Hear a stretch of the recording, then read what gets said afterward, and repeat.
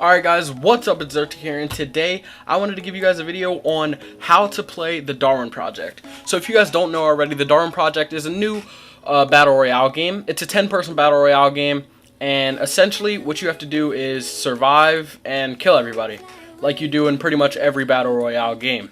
So what makes this one different is that, obviously, as you can see on the screen, there's a unique fighting style. Now this is just the pregame lobby, this isn't actually how the game is played. But in the pregame lobby, it looks like this, and it kind of gives you a feel of how you'll be fighting in the game and stuff like that. So, as you can see, the fighting style is a lot different than any other BR game that you may have played in the past. It's completely different from Fortnite, PUBG, H1Z1, you know, all the major ones. So, in this game, one of the major factors is being warm. See, when this actually loads in, I'll actually show you guys what I mean. So, as you can see right here in the bottom left, there's a bunch of bars. The one on the left, the red to orange one, that's your health. The one on the top right is your how cold or warm you are. The one on the bottom right is actually how much energy you have.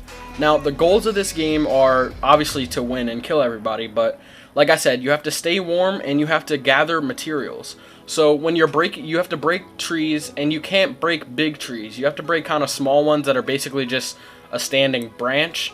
And there's also chairs across the map, like, you know, regular leather chairs that look like they've just been sitting there for a really long time, which you use to gather leather. Now, this leather helps you make multiple things. The leather can make you speed boots that make you run faster. You can get up to level 5 ones, and the leather can also make you a jacket. Now, this jacket helps you stay warmer longer, and this is really important, and you're going to want to make one of these whenever you can. So, the first thing that I usually do is gather a ton of wood and a ton of leather, everything that's around me. So, this can be pretty challenging sometimes because you might spawn in an area where there's really not that many trees. But you want to make sure that you always have at least one extra, because if you're not paying attention to that little bar at the top right, at the bottom left, you might be really cold, and you can die of being too cold in this game, which is really important.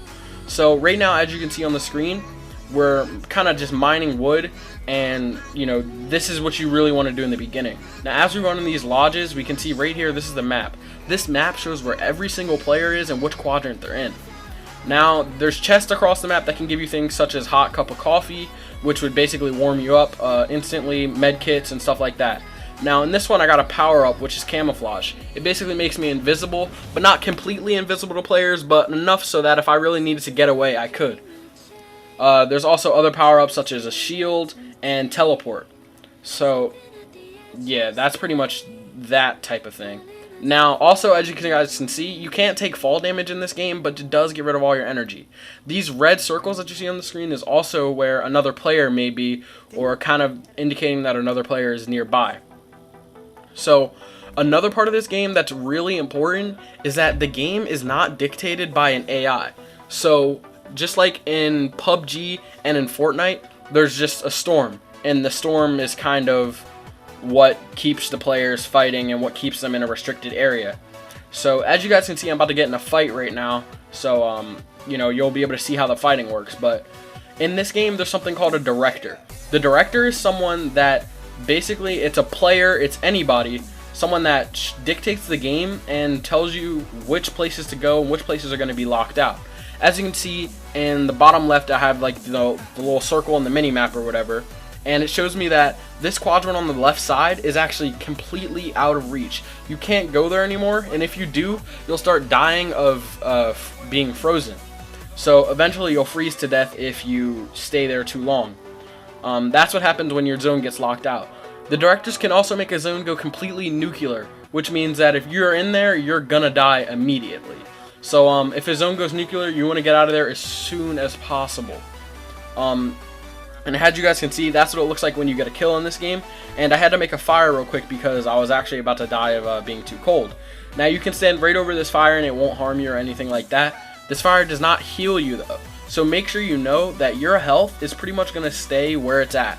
When you kill somebody, you actually do gain a little bit of health, but, you know, not really too much. Enough for you to get in another fight, and you're just going to have to do it really well. As you can see right here, I'm crafting armor, which takes wood and leather. Armor in this game is also really important because it's, well, it's exactly what it sounds like. It's kind of just like a shield that breaks before, you know, you actually start taking damage, which is really important. Another important thing to remember in this game is that you really should want to craft arrows a lot, because arrows are obviously what you use to shoot your bow, and the more you have, the better. The game starts you off with 5, but a lot of times in a fight, if your aim's not too good, or really just in general, that's not really going to be enough. And also, you guys need to remember that speed boots are really important in this game too, because the speed boots allow you to move faster, and you know, obviously you can cover more ground if you're moving faster. You don't have much stamina in this game, so it's pretty important, and it helps you when fighting, when you can strafe back and forth and stuff like that. So that's really how to play this game. And if you guys are interested in more about this game, I can definitely give some tips and tricks and stuff like that. I have a lot of fun playing this game. Let me know what you guys think about this game. Have you played it yet? If not, if you have an Xbox, you can actually play this game for free for about 3 hours or something like that. You know, try it out on solos. Or if you're on PC, it's only $15. So if you really wanted to pick it up, it wouldn't break the bank or anything if you didn't like it. I actually really like the game. No, before any of you guys ask, I would not say that it's over Fortnite or anything like that. But you know, if Fortnite makes you mad or you're not very good at Fortnite, give this game a try. It's actually really fun. But that's pretty much it, and I'll see you guys later. Zerked out.